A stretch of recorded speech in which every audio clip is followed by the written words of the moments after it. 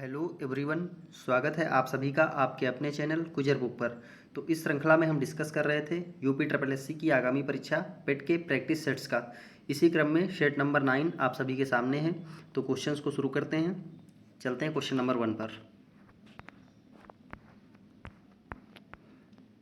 First question क्या है यहाँ पर? सूची फर्स्ट को सूची सेकंड से सुमेलित कीजिए तथा सूचियों के नीचे दिए गए कूट से सही उत्तर का चयन कीजिए। तो देखते हैं सूची फर्स्ट क्या है। हड़प्पी स्थल दिए हैं, यानी कि जो हड़प्पा सभ्यता थी उसके स्थल दिए हैं। मांडा, दैमाबाद, कालीबंगा, राखीगढ़ी। इधर क्या है? स्थिति, मतलब वो कहाँ, किस राज्य में पड़ते हैं। तो अगर बात करते हैं मांडा, तो मांडा की स्थिति क्या है इस समय? जम्मू कश्मीर, यानी फर्स्ट का क्या हो जाएगा? थर्ड। और दैमाबाद, दैमाबाद कहाँ पड़ता है? ये पड़ता है महाराष्ट्र में। कालीबंगा ये पड़ता है राजस्थान में। और राखीगढ़ी हरियाणा में। यानी फर्स्ट का क्या है? थर्ड है। सेकंड का क्या है? फोर्थ है बी वाले का। और कालीबंगा का राजस्थान, यानी फर्स्ट हो जाएगा। और कौन सा बचा? सेकंड। 3 4 1 2, यानी ऑप्शन कौन सा करेक्ट होगा? 3 4 1 2। तो यहाँ पर करेक्ट आंसर क्या हो जाएगा? Option number C. अगला क्वेश्चन क्या है? उपनिषद पुस्तकें हैं, किस पर आधारित हैं ये बताना है। धर्म पर, योग पर, विधि पर या दर्शन पर। तो जो उपनिषद हैं हमारे, ये दर्शन पर आधारित हैं। तो यहाँ पर करेक्ट आंसर क्या हो जाएगा? ऑप्शन नंबर डी, यानी कि ये किस पर आधारित है? दर्शन पर। और उपनिषद को क्या कहा जाता है? वेदांत कहा जाता है। उपनिषद को क्या कहा जाता है? वेदांत। अगला क्वेश्चन क्या है? चोलों की राजधानी थी, ऑप्शन क्या है? कावेरीपत्तन, महाबलीपुरम, कांची या तंजौर। तो जो चोल थे इनकी राजधानी बतानी है हमें। तो यहाँ पर करेक्ट आंसर क्या हो जाएगा? तंजौर, यानी कि ऑप्शन नंबर डी। चोलों की राजधानी क्या थी? तंजौर थी। लेकिन अगर ये पूछा जाए कि संगम काल में चोलों की राजधानी क्या थी, तो ये थे उरैयूर। संगम काल में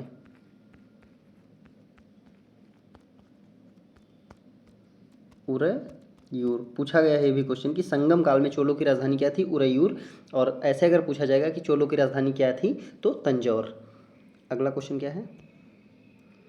निम्नलिखित में से कौन एक युग्म सुमेलित नहीं है? ऑप्शंस क्या हैं? दीवान मुस्तखराज ये किसका था? अलाउद्दीन खिलजी का।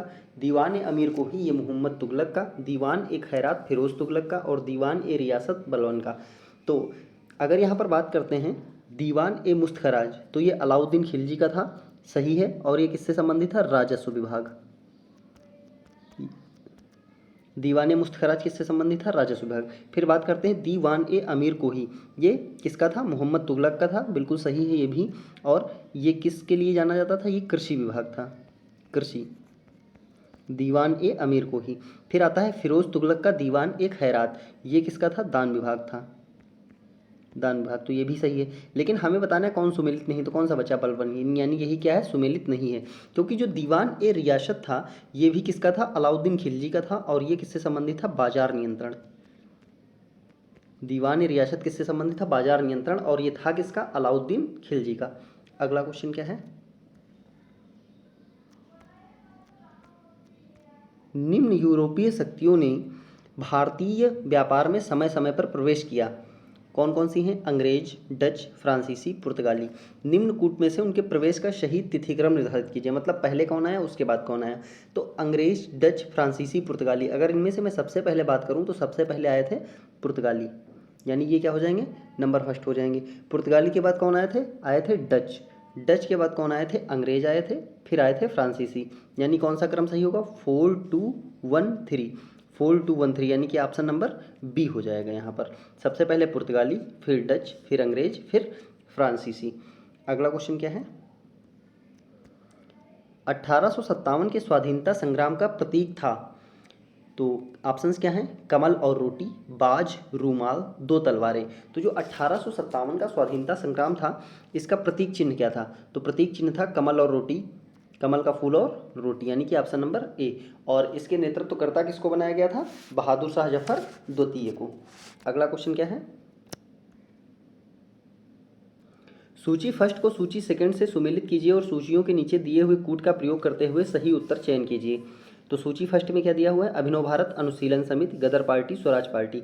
इधर क्या दिया है? जो उनकी जिसने इनकी स्थापना की है? अरविंद घोष, लाला हरदयाल, सी आर दास, वीडी सावरकर। तो यहाँ पर अगर मैं बात करूँ अभिनव भारत की, तो इसकी स्थापना किसने की थी? वीडी सावरकर। अनुशीलन समिति किसकी थी? तो अनुशीलन समिति थी अरविंद घोष की। गदर पार्टी किसने स्थापना की थी? लाला हरदयाल ने। और स्वराज पार्टी की स्थापना सी आर दास। यानी फर्स्ट का क्या हो जाएगा? फोर्थ, बी का क्या हुआ है? फर्स्ट, और सी का क्या हुआ है? सेकंड, फिर डी का थर्ड। तो ऑप्शन कौन सा करेक्ट होगा? 4 1 2 3, 4 1 2 3 यानी कि ऑप्शन नंबर डी। अगला क्वेश्चन क्या है? निम्नलिखित में से किसने बंगाल के विभाजन के विरोध में हुए आंदोलन का नेतृत्व किया था? जो बंगाल विभाजन 1905 में हुआ था, किसके समय में? लॉर्ड कर्जन के समय में। उसमें जो आंदोलन हुआ था उसका नेतृत्व किसने किया था? ऑप्शंस क्या हैं? सुरेंद्र नाथ बनर्जी ने, सी आर दास ने, आशुतोष मुखर्जी ने, रविंद्रनाथ टैगोर ने। तो जो आंदोलन हुआ था उसका नेतृत्व किसने किया था? सुरेंद्र नाथ बनर्जी ने। इंपॉर्टेंट है, पूछा जाता है। अगला क्वेश्चन क्या है? अखिल भारतीय हरिजन संघ की स्थापना किसने की थी? ऑप्शंस क्या है? महात्मा गांधी, डॉक्टर भीमराव अंबेडकर, नारायण गुरु, विवेकानंद। तो जो अखिल भारतीय हरिजन संघ है इसकी स्थापना किसने की थी? तो इसकी स्थापना की थी महात्मा गांधी ने। और इसकी स्थापना इन्होंने कब की थी? तो ये स्थापना की थी 1932 में, पूना पैक्ट के समय। फिर इन्होंने हरिजन पत्रिका भी निकाली थी, हरिजन पत्रिका, जो कि कब निकाली थी? 1933 में। अगला क्वेश्चन क्या है?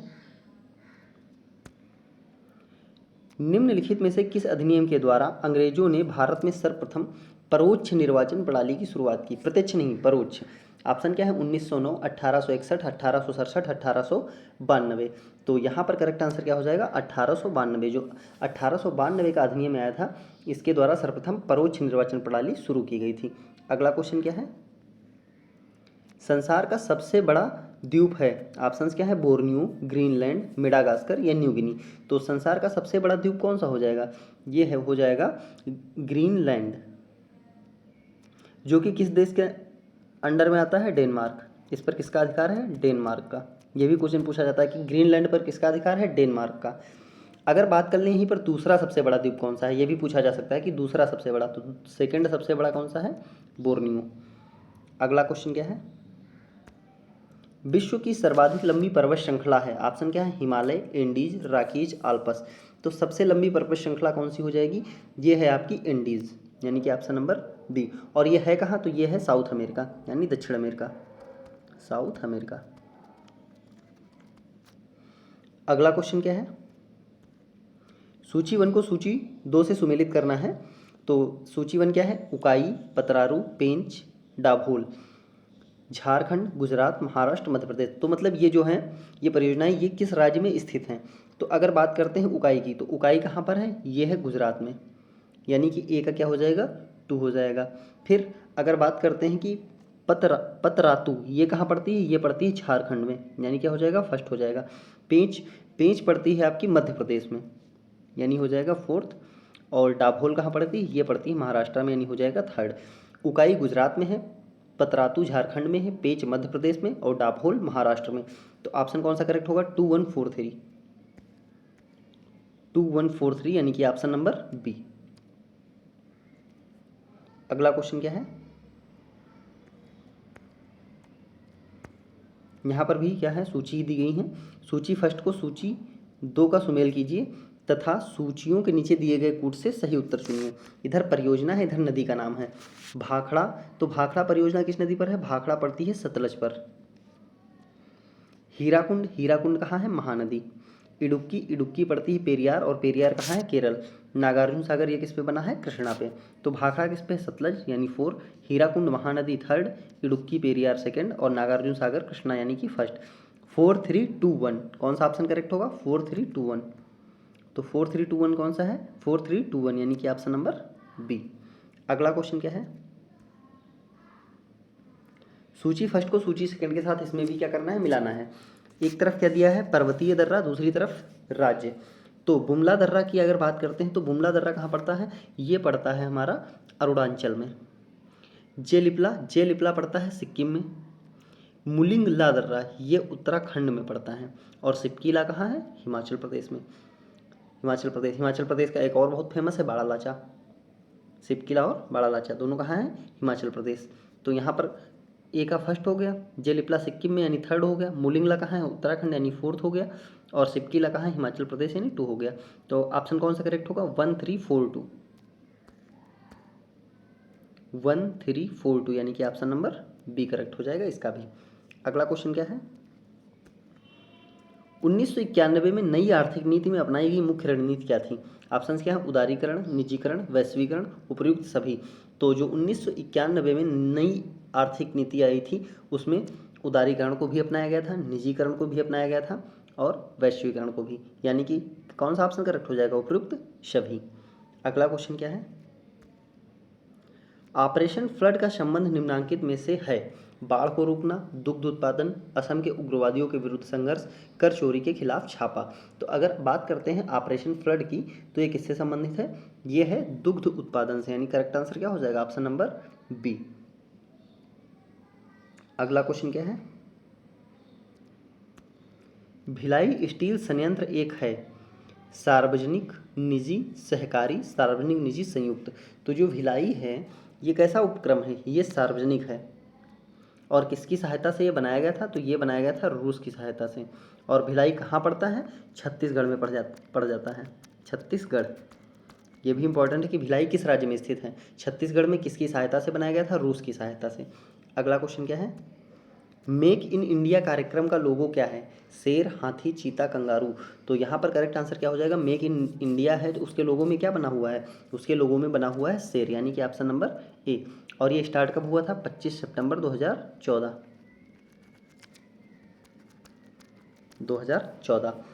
अगला क्वेश्चन क्या है, आबिद हुसैन समिति का संबंध था। तो आबिद हुसैन ऑप्शंस क्या हैं, निर्यात संवर्धन से, लघु उद्योग से, कृषि विकास से, ऊर्जा क्षेत्र सुधार से।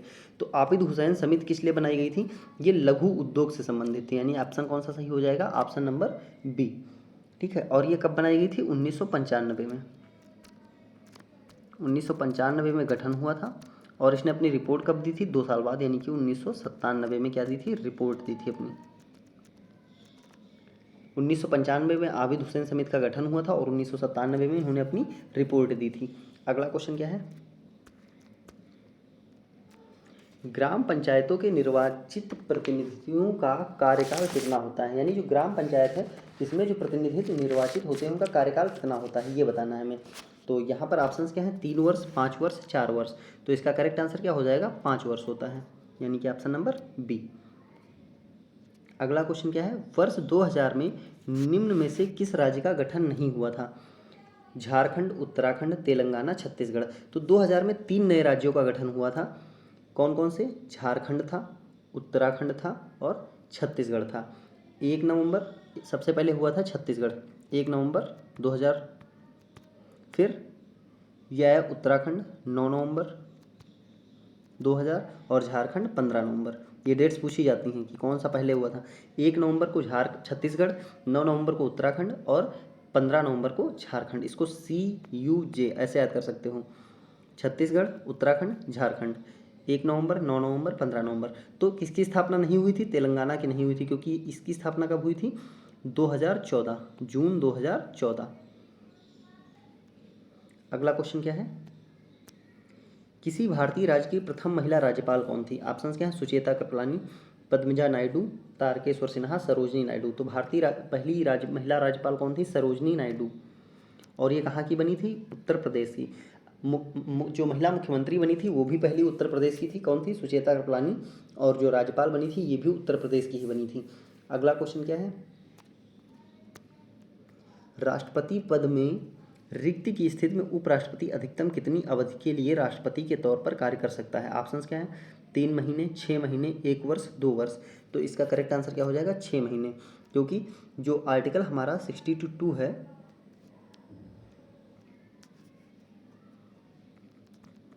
ये क्या बताता है कि अगर राष्ट्रपति का पद खाली है तो उसके 6 महीने के अंदर उसका इलेक्शन क्या होना चाहिए, हो जाना चाहिए। तो उपराष्ट्रपति कितने महीने तक कार्य कर सकता है, 6 महीने तक। अगला क्वेश्चन क्या है, निम्नलिखित में से क्या भारत के संविधान की विशेषता नहीं है। ऑप्शन क्या है, संघीयता, मूलभूत अधिकार, सत्ता का विभाजन, एकात्मक प्रणाली। तो यहाँ पर देखते हैं, संघीयता ये है, मूलभूत अधिकार दिए गए हैं, सत्ता का विभाजन है, क्योंकि सेंट्रल गवर्नमेंट अलग होती है, स्टेट गवर्नमेंट अलग होती है, ठीक है, और पंचायत के आधार पर पंचायत सरकार जो है अलग होती है। तो ये भी है। किसकी बात नहीं की गई है? एकात्मक प्रणाली। हमारे यहाँ एकात्मक प्रणाली नहीं है, क्योंकि हम किसको फॉलो करते हैं? संघीयता को। अगला क्वेश्चन क्या है? ध्वनि निम्नलिखित में से किस माध्यम से तीव्रता से गुजरती है? मतलब हमें यह बताना है किस माध्यम में जो है उसकी गति सबसे ज़्यादा होगी। ऑप्शंस क्या है? निर्वात, ठोस, तरल, गैस। तो यहाँ पर करेक्ट आंसर क्या हो जाएगा? ठोस, यानी कि बी ऑप्शन। सबसे ज़्यादा ठोस में होती है, फिर तरल में होती है, फिर गैस में होती है। अगर पूछा जाए कि क्या निर्वात में ध्वनि गति कर सकती है, तो नहीं कर सकती है। यानी कि ध्वनि की गति के लिए किसकी आवश्यकता होगी? माध्यम की। ये क्वेश्चन बहुत इंपॉर्टेंट है। ध्वनि की गति के लिए माध्यम होना चाहिए, माध्यम होना चाहिए। अगला क्वेश्चन क्या है? इमली में मौजूद अम्ल का नाम बताइए। ऑप्शन क्या है? टार्ट्रिक अम्ल, लैक्टिक अम्ल, साइट्रिक अम्ल या एमिनो अम्ल। तो इमली में जो अम्ल होता है उसका क्या नाम है? टार्ट्रिक अम्ल, यानी कि ऑप्शन नंबर बी। अगला क्वेश्चन क्या है? नमक का रासायनिक नाम क्या है? Magnesium dioxide, calcium chloride, sodium sulphate, sodium chloride. तो यहाँ पर अगर हम बात करते हैं जो नमक हम लोग डेली यूज करते हैं उसका फार्मूला क्या होता है? NaCl, और नाम क्या होता है? Sodium chloride. अगला क्वेश्चन क्या है? निम्नलिखित में से किस विटामिन को रेटिनाल भी कहा जाता है? ऑप्शंस क्या हैं? Vitamin C, vitamin A, vitamin K, vitamin D. तो यहाँ पर अगर बात करते हैं तो विटामिन ए को क्या बोला जाता है? रेटिनाल, यानी कि ऑप्शन नंबर क्या हो जाएगा करेक्ट? ए। विटामिन सी का क्या नाम है? Ascorbic acid. विटामिन डी का क्या नाम है? टोकोफेराल, सॉरी टोकोफेराल नहीं, कैल्सीफेराल। विटामिन डी का होता है कैल्सीफेराल, कैल्सीफेराल। और के का फिलोक्विनान, फिलोक्विनान। रासायनिक नाम आपको हर विटामिन का पता होना चाहिए। जो टोकोफेराल मैंने बोला है वो होता है विटामिन ई का। विटामिन ई का क्या होता है? Tocopherol, tocopherol. ए का रेटिनाल, सी का एस्कॉर्बिक एसिड, के का फिलोक्विनान और विटामिन डी का कैल्सीफेराल और विटामिन ए का टोकोफेराल। अगला क्वेश्चन क्या है? लौंग किससे प्राप्त होती है? जड़, तना, पत्तियां या फूल की कली। तो इसका करेक्ट आंसर क्या हो जाएगा? जो फूल की कली होती है हमें उससे लौंग प्राप्त होती है। तो करेक्ट आंसर क्या हो जाएगा? Option number D. अगला क्वेश्चन क्या है? पवन का संधि विच्छेद है। तो पा प्लस अवन, पा प्लस वन, पो प्लस वन, अन, पो प्लस अन। तो यहाँ पर करेक्ट आंसर क्या हो जाएगा? पो प्लस अन। और ये किस संधि का उदाहरण है? तो ये हमारी हो जाती है अयादी संधि, क्योंकि यहाँ पर क्या आ रहा है? ओ, और इधर से क्या आ रहा है? आ। तो ये बन जाता है औ। अगला क्वेश्चन क्या है? शुद्ध वर्तनी का चयन कीजिए। ऑप्शंस क्या हैं? क्वेश्चन 37 कर रहे थे हम लोग। इसमें हमें बताना था शुद्ध वर्तनी का चयन कीजिए। तो शुद्ध वर्तनी इसमें से कौन सी हो जाएगी? तो यहाँ पर करेक्ट कौन सा लिखा है? Option number C. इसमें इस सा को कौन सा बोलते हैं? ये होता है हमारा तालव्य सा, ठीक है। और ये दंती सा और ये मूर्धन्य सा। अगर इसकी बात करते हैं, ये होता है तालव्य सा, ये होता है दंती सा और ये होता है मूर्धन्य सा। तो इसमें सबसे पहले कौन सा आएगा? ये फिर ये तालव्य वाला सा, और जो रा होता है ये हमेशा नीचे लगता है, ये वाला, ठीक है। ये तो करेक्ट कौन सा हो जाएगा? Option number C. अगला क्वेश्चन क्या है? निम्नलिखित में से एक शब्द की वर्तनी अशुद्ध है। ऑप्शंस क्या है? हस्तलिखित, कुमुदनी, आजीविका या सत्याग्रह। तो यहाँ पर करेक्ट आंसर क्या हो जाएगा? हमें बताना है अशुद्ध कौन सी है। तो हस्तलिखित सही लिखा है, कुमुदनी सही लिखा है और सत्याग्रह भी सही लिखा है। तो बात करते हैं आजीविका लिखा है, तो इसका करेक्ट क्या होता है? आजीविका, ये होती है इसकी करेक्ट वर्तनी। अगला क्वेश्चन क्या है? महल के भीतरी भाग को किस शब्द से जानते हैं? ऑप्शंस क्या है? गर्भगृह, भीतरी तल, अंतःपुर, रनिवास। तो यहाँ पर करेक्ट आंसर क्या हो जाएगा? महल के भीतरी भाग को क्या कहते हैं? अंतःपुर कहा जाता है। अगर बात करें रनिवास की, तो रनिवास महल का वह स्थान होता था जहाँ पर रानियाँ रहती थी। अगला क्वेश्चन क्या है? ऋजु का विलोम है। ऑप्शंस क्या है? साधारण, समान, वक्र या विकृति। तो ऋजु का विलोम क्या हो जाता है? ऋजु का विलोम हो जाता है वक्र, यानी कि ऑप्शन नंबर सी, क्योंकि ऋजु का मतलब क्या होता है? सीधा। अगला क्वेश्चन क्या है?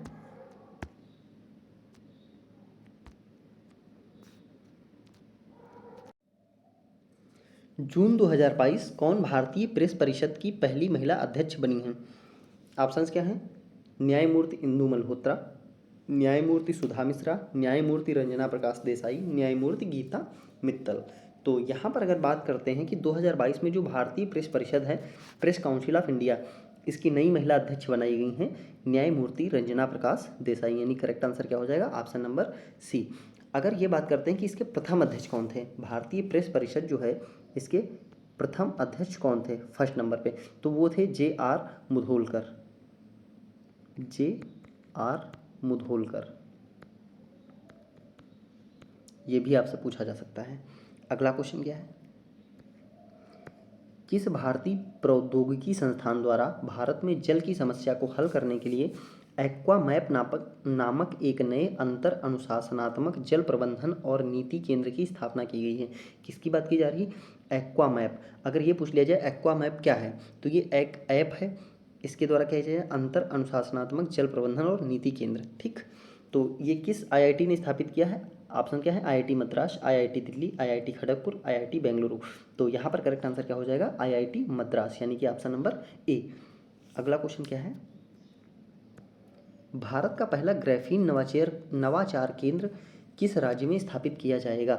ऑप्शंस क्या है, तमिलनाडु, केरल, कर्नाटक, बिहार। तो यहाँ पर हमें क्या बताना है, पहला ग्राफीन नवाचार केंद्र। तो यहाँ पर करेक्ट आंसर क्या हो जाएगा, केरल। और अगर पूछें केरल में किस स्थान पर, तो ये हो जाएगा त्रिशूर, केरल के त्रिशूर में स्थापित किया जाएगा क्या, पहला ग्राफीन नवाचार केंद्र। अगला क्वेश्चन क्या है, हाल ही में कौन भारतीय अभिनेत्री फ्रांस की फैशन कंपनी लुइस वीटन की पहली भारतीय ब्रांड एम्बेसडर बनी है। कंपनी कहाँ की है, फ्रांस की कंपनी है, नाम क्या है, लुइस वीटन। इसकी भारतीय एम्बेसडर बनाई गई हैं अभी। ऑप्शंस क्या है, अनुष्का शर्मा, कंगना रनौत, आलिया भट्ट, दीपिका पादुकोण। तो इसमें करेक्ट आंसर क्या हो जाएगा, दीपिका पादुकोण का बनाया गया है कंपनी लुइस वीटन का ब्रांड एम्बेसडर। अगला क्वेश्चन क्या है,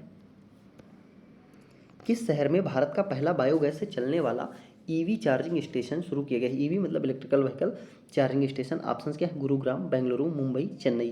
तो यहाँ पर करेक्ट आंसर क्या हो जाएगा, यहाँ पर करेक्ट आंसर हो जाएगा मुंबई, यानी कि ऑप्शन नंबर सी। यहाँ पर जो यह घरेलू कचरे जो 200 लगभग 220 यूनिट ऊर्जा उत्पादन करने में सक्षम है। कितने यूनिट ऊर्जा दे देगा, 220 यूनिट। किससे बनाया गया है, बायोगैस से। अगला क्वेश्चन क्या है, जनवरी 2022 में प्रसिद्ध कथक नर्तक बिरजू महाराज का निधन हो गया, यह किस घराने से संबंधित थे। तो यहाँ पर सबसे पहले बात करते हैं अगर बिरजू महाराज की, तो यहाँ पर लिखा है ब्रज मोहन नाथ मिश्रा। इनका ओरिजिनल नेम क्या था, ब्रज मोहन नाथ मिश्रा। ये भी पूछा जा सकता है कि बिरजू का जो वास्तविक नाम क्या था, या ब्रज मोहन नाथ मिश्रा किस नाम से प्रसिद्ध थे, तो बिरजू महाराज के नाम से प्रसिद्ध थे। किस घराने से संबंधित थे, तो ऑप्शन क्या है, बनारस घराना, कालका विंध्यादीन घराना, आगरा घराना, जयपुर अतरौली घराना। तो इसका करेक्ट आंसर क्या हो जाएगा, ऑप्शन नंबर बी, यानी कि कालका विंध्यादीन घराना। और ये कहाँ का है, लखनऊ का घराना है, लखनऊ। अगला क्वेश्चन क्या है,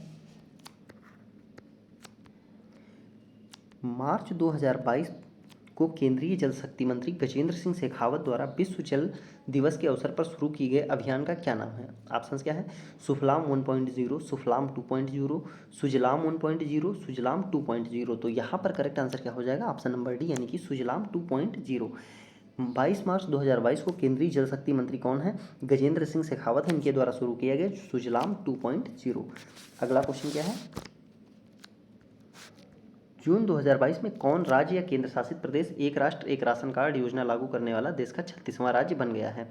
तो यहाँ पर करेक्ट आंसर क्या हो जाएगा, अगर पहले ऑप्शन देख लेते हैं। ऑप्शंस क्या है इसके, असम है, छत्तीसगढ़ है, झारखंड है, तेलंगाना है।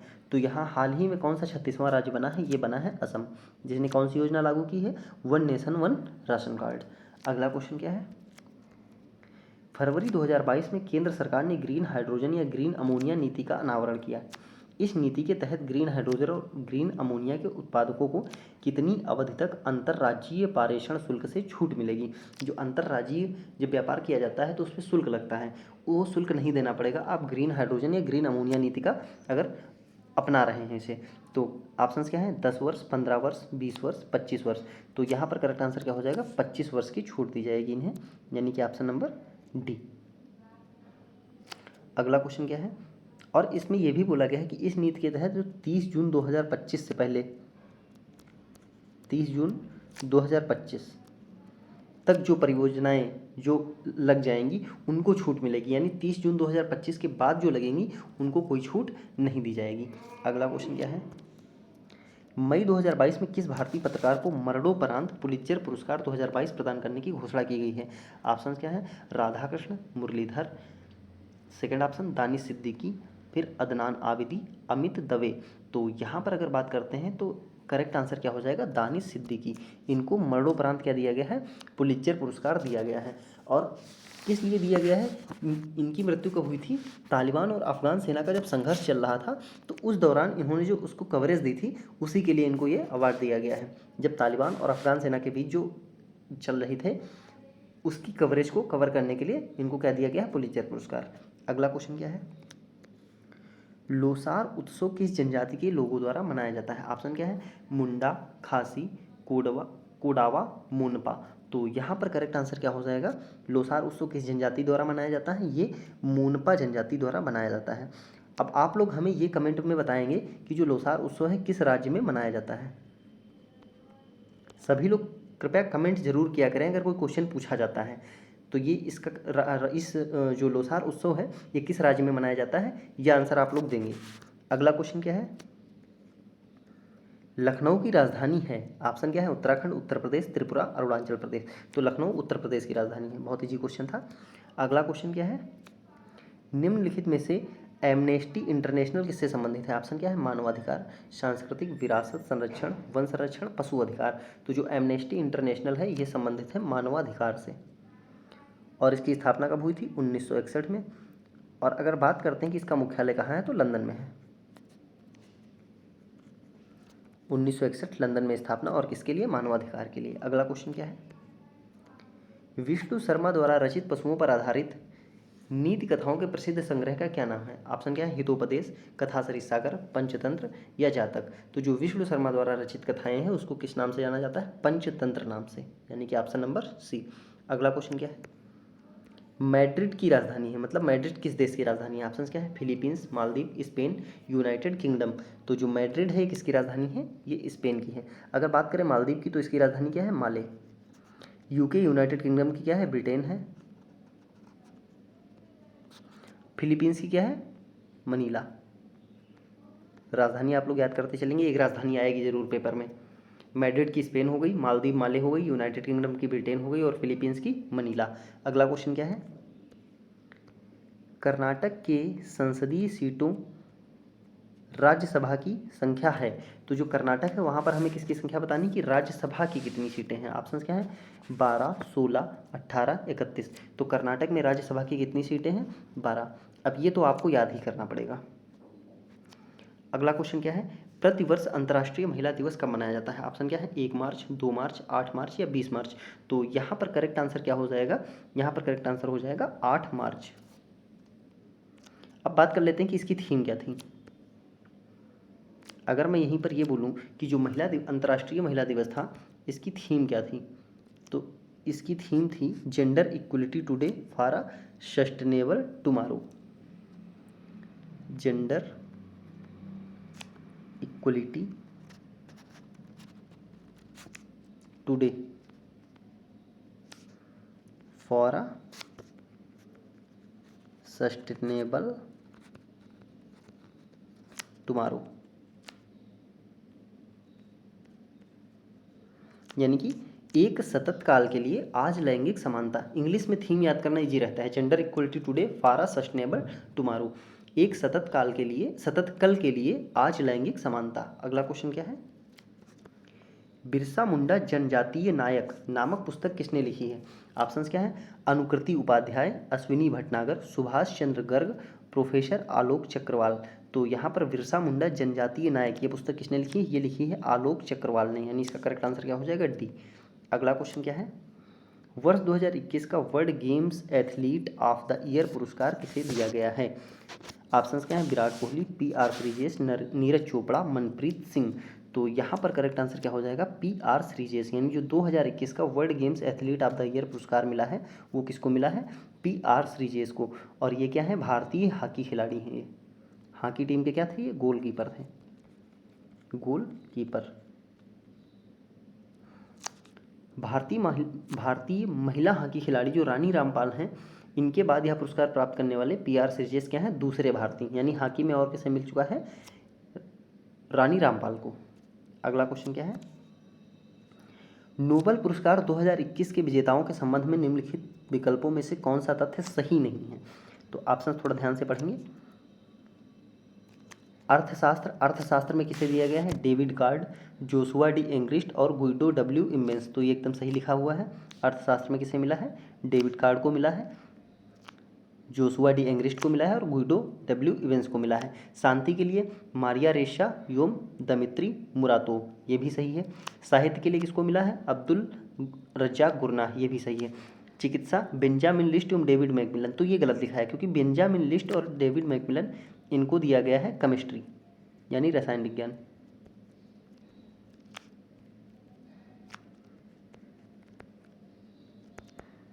रसायन विज्ञान के लिए दिया गया है। तो अब बात करते हैं कि फिर चिकित्सा विज्ञान में किसे दिया गया है। तो चिकित्सा विज्ञान में दिया गया है डेविड जूलियस और आर्डम पाटापोशियन। चिकित्सा विज्ञान के यहाँ पर देख देता हूँ मैं, चिकित्सा विज्ञान में मिला है डेविड जूलियस, शार्ट में लिख दे रहा हूँ, जूलियस और पाटापोशियन।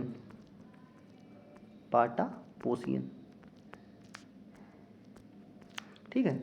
तो यहाँ पर अगर अर्थशास्त्र की बात करें तो इसको ऐसे ऐड कर लो, एंग्रिस्ट, कार्ड और गुइडो।